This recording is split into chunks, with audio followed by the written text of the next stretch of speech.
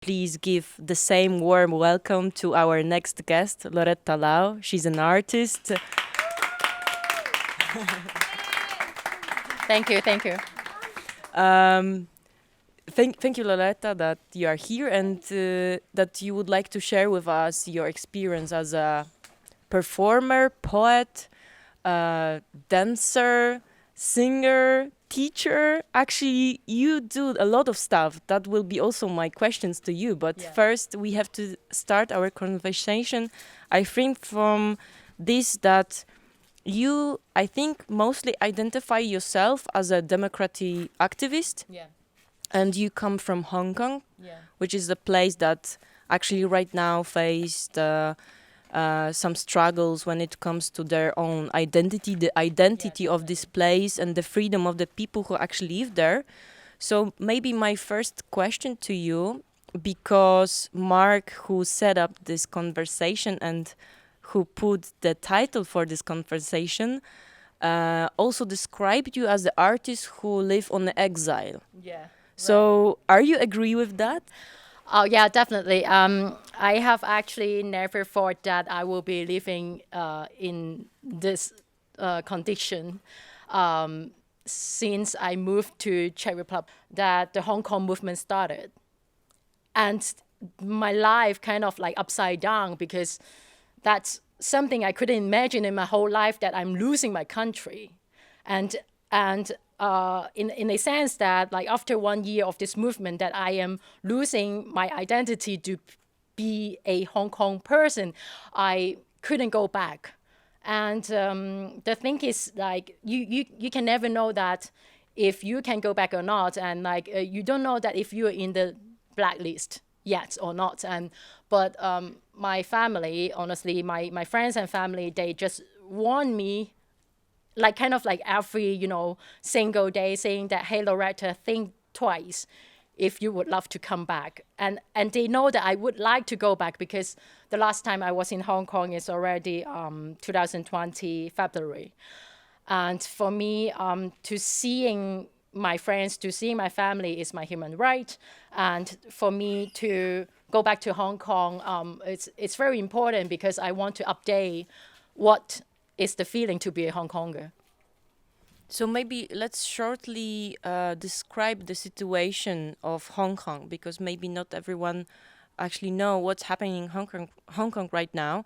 So in 2019, Hong Kong rocks like a huge protest because of the law which actually appeared there. And before, the Hong Kong was British colony, and after, I don't know when it's happened, after a few years, right now it's Chinese, like a part of China.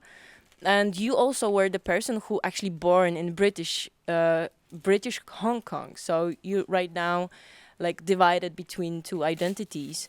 But coming back to this protest, because they were so huge, like a really huge amount of people went to the streets and tried to protest and to show their anger. Can you explain what kind of anger and what they want to show to the state? Right. Maybe I can give a little bit more like the background. As you said that Hong Kong was a colony before 1997. So, and actually it has been 180 years that we, the whole, let's say our land and the people, the communities that we embrace the universal value. We are just like every Westerner that's sitting here, that we like really embracing democracy and love and respect them. But I would say because of the communist ideology, that because that they have this one child system, that's like one family can only give one child in a very long time. But recently, because the population become lower, like decreasing, then they ask people to deliver like 3 people like in a family. That's like like it's so not make sense of like all of their like law, and it's like dehumanized, I would say. But of course, like this is a very big country. Like China is a very big country. There is like good people and bad people. But like, I mean, their ideology is like asking people to be quite selfish and then to really hook on their own interests, but then not, seeing the other benefits. So that's why, like most of the Hong Kong people, we really couldn't feel compatible with the Chinese. So you, in 2019, before the pandemic times, you went to the street.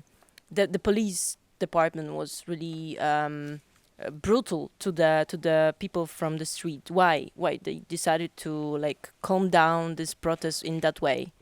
So yeah, I would like to talk a little bit more about like the situation that of me and the protests, because as I said that I was already in Czech Republic at the moment, and so maybe a little bit information is that the movement was started by 9th of June, that's on 2019, but I actually myself is in the Czech Republic, so I couldn't attend any of those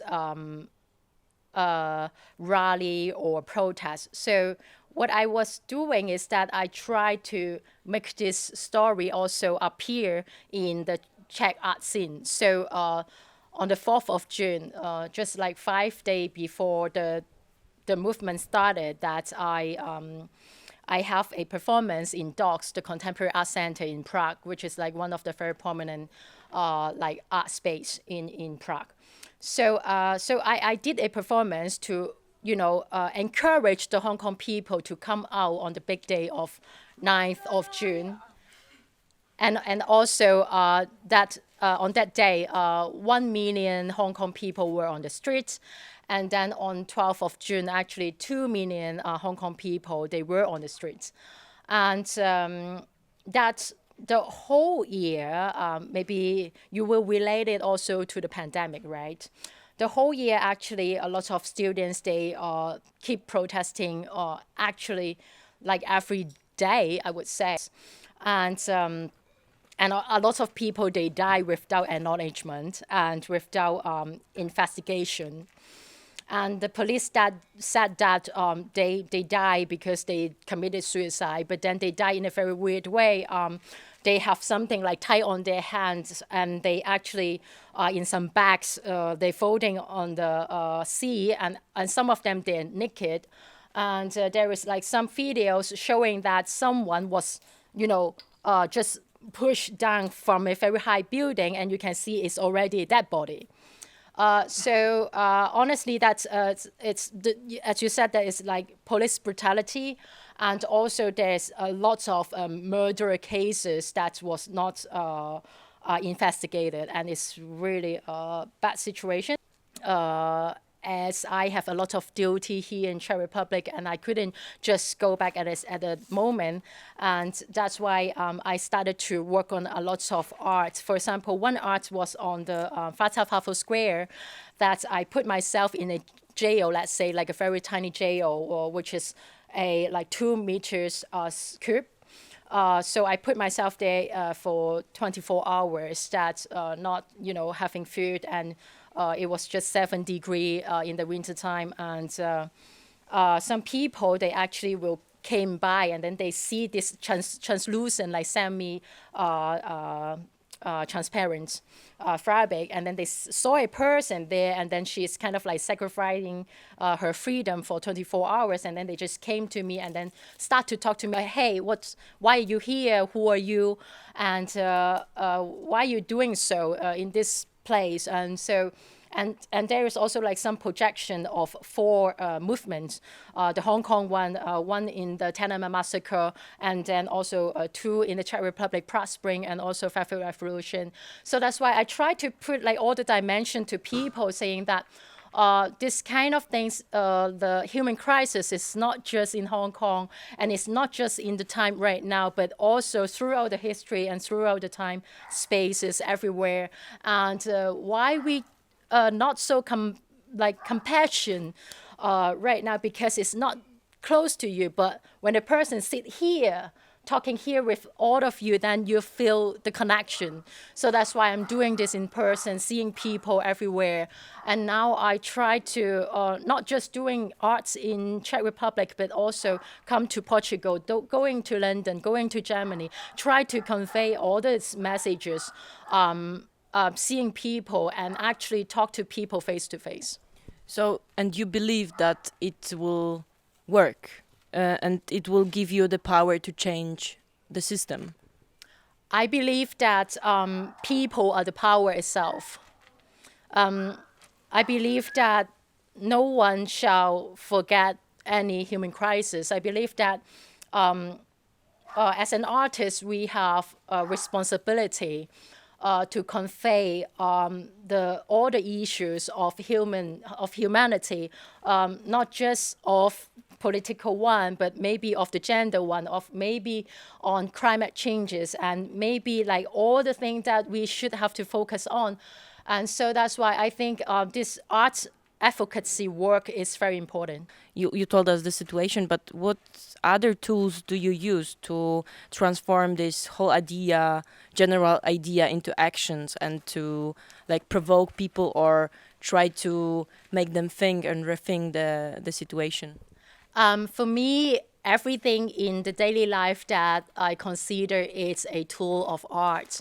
So that's why I like it's kind of like cliche to say that to live your life, right? Then you will become an artist. But I always doubt this idea when I was in Hong Kong. I was like, oh my God, like I have to wake up so early, and then when I finish job, then I come back to home, and then I still have to feed my boyfriend, and it's so bad to think of like live your life, and then you get some idea in your daily life, then you can become an artist. You use all these things, like I try to talk about this to my student, and then they'd be like, hey, don't bullshit, and so but like I started to, as I told you, I started my artistic career in Czech Republic, and I find it's really true that when you are in some kind of like condition, for example, if you really feel that you're very poor, for example,